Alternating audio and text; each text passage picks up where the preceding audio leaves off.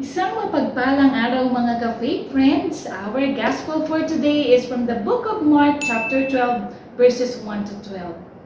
Sa talinghaga ni Jesus tungkol sa mga magsasaka sa upasan ay malinaw na ipinakita ang relasyon ng Diyos sa kanyang bayan at ang pagtugon ng mga tao sa kanyang kabutihan at pagmamahal. Ang may-ari ng ubasan ay walang iba kundi ang Diyos. Siya ang nagtanim ng ubas at naglagay ng mga kailangang kagamitan at pinaupahan ito sa mga magsasaka. Ipinapakita nito ang kabutihan ng Diyos na nagbibigay sa ating lahat ng ating kailangan upang mabuhay at magtagumpay. Ngunit ng panahon na ng anihan ng bunga ng ubas, pinadala ng may-ari ang kanyang mga alipin upang kunin ang bahagi niya, ngunit ang mga alipin ay inapi at pinatay ng mga magsasaka. Sa kabila ng paulit-ulit na pagpapadala ng mga alipin, ang mga ito ay tinatrato ng mga magsasaka ng may karahasan. Ang mga alipin ay sumasagisag sa mga propetang ipinapadala ng Diyos upang ipahayag ang kanyang salita at paalalahanan ang kanyang bayan. Ngunit madalas silang hindi pinapakinggan at inuusig.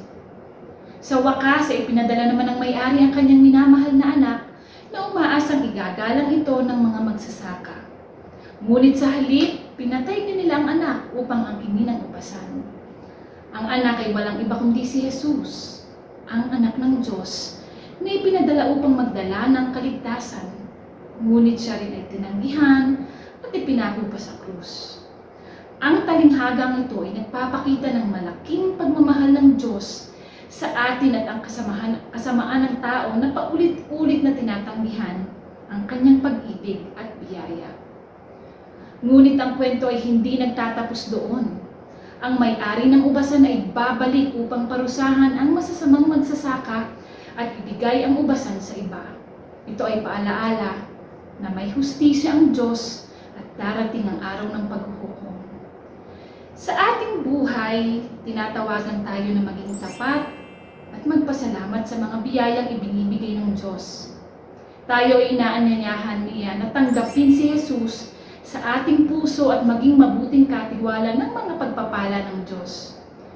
Huwag nating tularan ang mga masasamang magsasaka na nagpakasakim at nagmatigas ang puso, kundi maging tayong mapagkumbaba at bukas ang palad sa pagtanggap ng pag-ibig ng Diyos.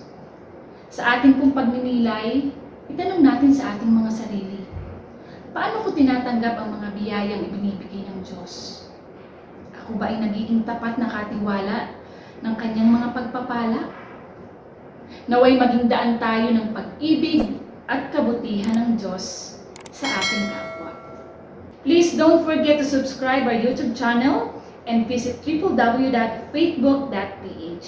Thank you and God first!